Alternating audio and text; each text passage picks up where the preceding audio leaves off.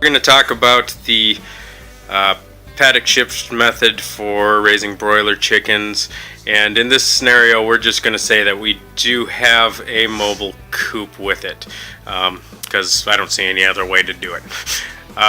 Well, I mean, you could move the pasture around it, but for this we'll talk about mobile coop and mobile pasture. So, JD, what do you think about pasture shift? Well, that's my favorite type because it gives you the option of having a very secure environment and an option for having fresh pasture.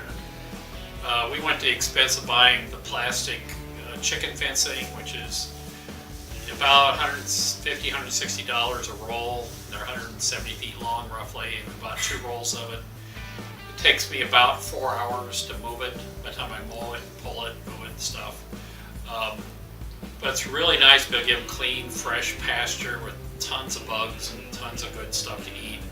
I guess I'm a firm believer in moving it. I'm also a firm believer of security. I don't like losing things to predators.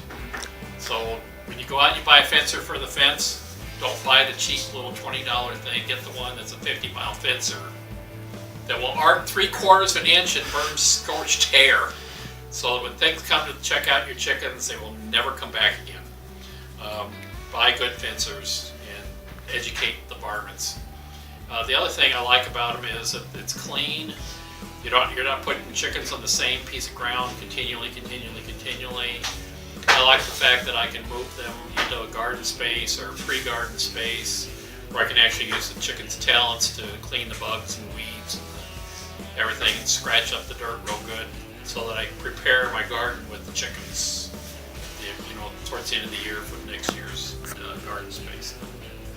All right, so with the paddock shift system, chicken choice would seem to be a good thing to think about too.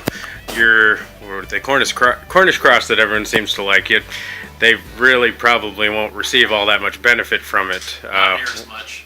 So if you buy one of the meat birds, they call multi-use birds, where they good layers and the males are big enough to eat and stuff.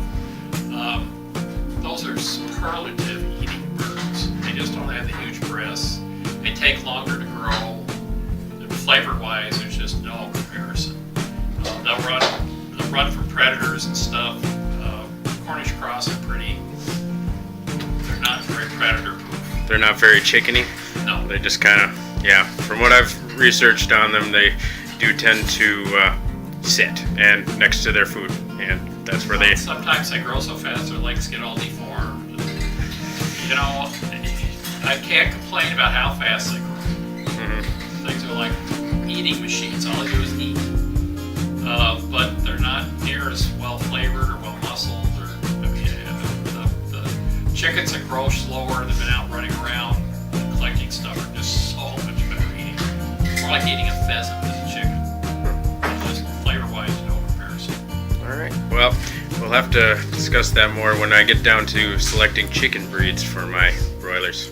So, thanks, JD. Yeah.